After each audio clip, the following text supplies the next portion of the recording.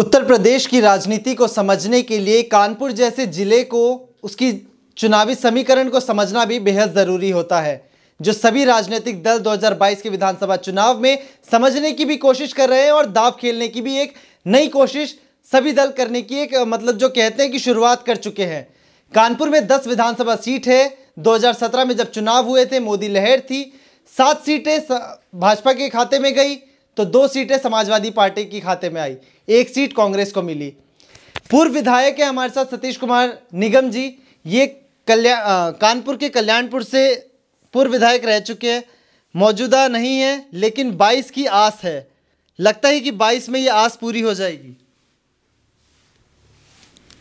हाँ, बिल्कुल हो जाएगी। हमने काम किया है और काम के अलावा हमारे लोगों से रिश्ते भी हैं, पारिवारिक रिश्ते। मेरे रिश्तों पर मुझे वोट मिलता है और फिर मेरे रिश्तों पर वोट मिलेगा। रिश्तों पर वोट मिलेगा। 2017 पर मैं बाद में जाऊंगा, लेकिन एक समय था जब कानपुर को कांग्रेस का गढ़ माना जाता था। 2017 में 17 तक आते आते बीजेपी का गढ़ मान लिया गया। 22 में अब किसका गढ़ मजबूत होगा? समाजवादी पार्टी का। समाजवादी पार्टी का गढ़ मजबूत होगा। जनता पार्टी तो यहाँ 1 आध सीट छोड़ के सभी सीटें हार रही।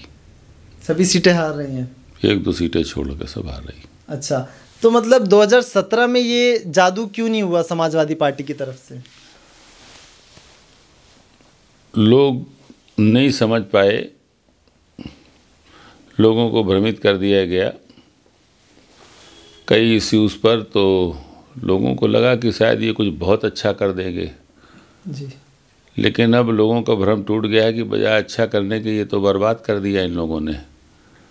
तो अब लोगों का भ्रम टूट गया है तो लोग खुद ही कह रहे। इसका प्रत्यक्ष उदाहरण है कि जब हमारे राष्ट्रीय अध्यक्ष माननीय अखिलेश यादव जी मीटिंग करते हैं या जनसभा होती थी तो वहाँ अनकंट्रोल्ड भीड़, मतलब इतनी बड़ी जनसभा उनकी हो जाती थी कि इन्हें डर लगने लगा।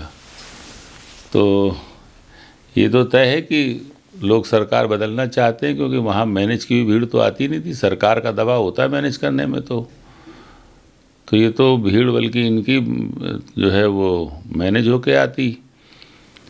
तो ये सीधा सबूत है इस बात का कि हम सरकार भी बना रहे हैं और हम आ रहे हैं, ये जा रहे हैं।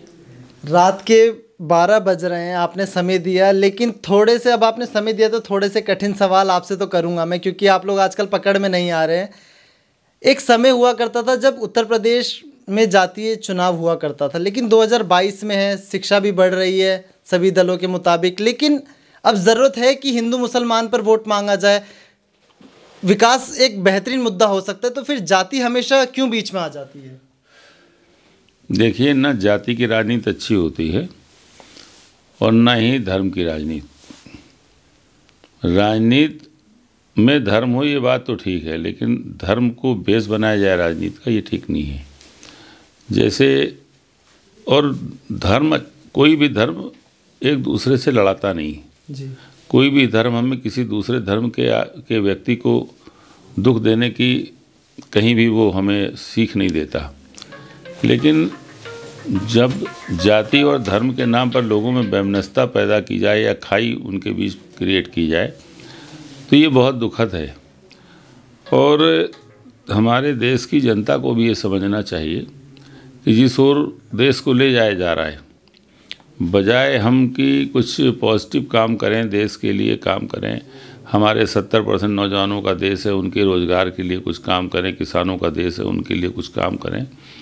हिंदू मुसलमान जाति धर्म में जो उलझा करके लोग राजनीति कर रहे हैं, ये अच्छा नहीं है, देश का बहुत नुकसान कर रहा है। मेरा मानना है कि ये देश तमाम जाति, तमाम धर्मों, तमाम बोली, तमाम भाषा से मिलकर बना है। इसमें किसी को डिफरेंशिएट करने की ज़रूरत नहीं होती। ठीक है। कानपुर एक इंडस्ट्रीज़ के नाम से जाना जाता है, औद्योगिक नगरी के नाम से जाना जाता है, लेकिन लोग परेशान हैं, रोजगार की मार है, रोजगार नहीं है लोगों के पास, लोग परेशान हैं। रोजगार कैसे दोबारा से उत्पन्न होगा कानपुर में?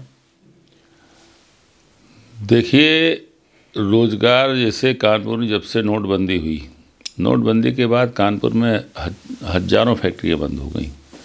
अब हजारों फैक्ट्रियां बंद हुई तो उसमें जो लोग काम कर रहे थे वो बेरोजगार हुए। टैनरी का भी बहुत बुरा हाल है भाई। यहाँ 2 ही इंडस्ट्री ज़्यादा डोमिनेटिंग है, तो टैनरी इंडस्ट्री, लेदर इंडस्ट्री, या दूसरी आपकी प्लास्टिक इंडस्ट्री। तो लेदर इंडस्ट्री तो बहुत ही ज़्यादा बड़ी क्राइसिस में है, और यही हाल कमोबेश प्लास्टिक इंडस्ट्री का है। तो जब नोटबंदी के बाद से जब इंडस्ट्रीज बंद हो गई तो बेरोज़गारी बढ़ी। अब सवाल ये पैदा होता है कि ये ठीक कैसे होगा। ठीक करने का दूसरा तरीका, सिर्फ उसका एकमात्र तरीका यही है कि इसको ठीक करने के लिए हमको विकास करना पड़ेगा। Development is the only alternate. जैसे मैंने मेट्रो का शिलान्यास कराया, मैं मेट्रो लेके आया। जैसे मैंने पनकी का पावर प्लांट जो बन रहा है, हम उसको लेके आए। अब जब आ गए हैं दोनों प्रोजेक्ट, तो उस पर काम चल रहा है। काम चल रहा है तो हज़ारों हाथों को काम मिला है, कितने ट्रेड के लोग उससे जुड़े, तो रोज़गारी तो बना। और इसके अलावा जब मेट्रो चलाया किसने, ये अलग सब्जेक्ट है। हमारी सरकार नहीं थी, हम लेकर के आए थे, लेकिन अपनी सरकार में, हमारी सरकार अगर होती तो हमारी सरकार में चलती है, और लखनऊ की हमने चलाई थी। तो अब ये मानो कि जब ये चल रही है तो हज़ारों लोगों को उसमें नौकरी मिली हुई, जो नौकरी कर रहे हैं उसमें। तो ये तो तय है कि विकास से ही रोज़गार जनरेट होगा। और ये जो आजकल ट्रेंड बन गया है, जाति धर्म के आधार पर वोट लेने का आसान फार्मूला मिल गया है पार्टियों को, ये तोड़ना पड़ेगा, बदलना पड़ेगा। और इसे कोई नेता नहीं बदलेगा, उसका फार्मूला हिट है, वो क्यों बदलेगा। ये फार्मूले का जो मतलब सिस्टम है, ये तोड़ने काम जनता ही करेगी।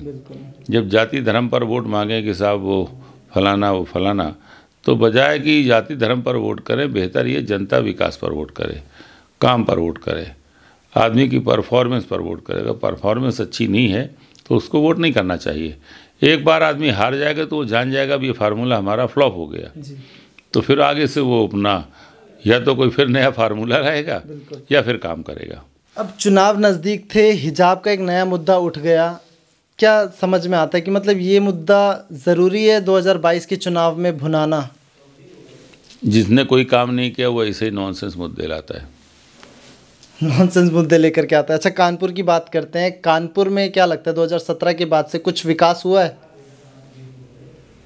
जहाँ पर हम लोगों ने छोड़ा था वहीं खड़े हैं हम। और गड्ढा मुक्त सड़कों की बात की गई थी, तो कोई सड़क बगैर गड्ढे की आप यहाँ तक आए। कल्याणपुर बनकी रोड छोड़ दिए, वो तो हम ही ने बनवाया था।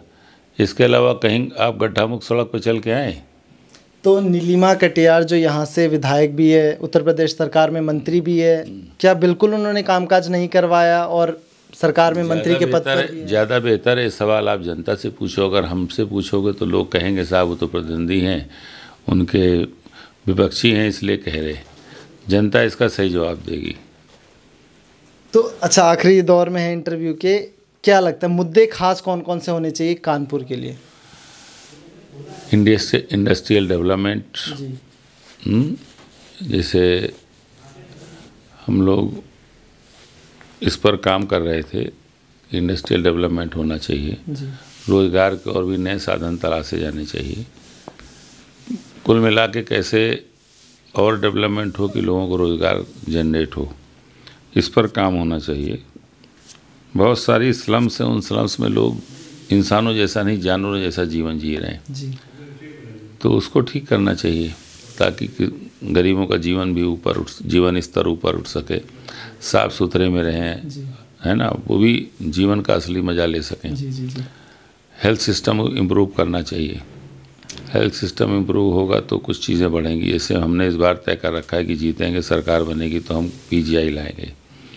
अब पीजीआई आना तो शहर की बड़ी ज़रूरत है, बहुत बड़ी ज़रूरत। तो प्रदेश को आगे ले जाने के लिए, लोगों को सहूलियत देने के लिए, रोज़गार देने के लिए तो ज़रूरी। जैसे अभी मैं एक मीटिंग में गया था, हालांकि मीटिंग मेरे क्षेत्र में कोई रूरल एरिया नहीं है ऐसी, लेकिन वहाँ पर मुद्दा आया कि साहब वो गाँव में गायें बहुत घूम रही हैं साहब, और बैल घूम रहे हैं, वो घूम रहे हैं बछड़े, जिसकी वजह से लोग खेतों में सो रहे हैं। ये हम भी जानते हैं, चूँकि हम भी खेती खलियानी वाले लोग हैं, तो ये मुझको मालूम ही परेशानी है।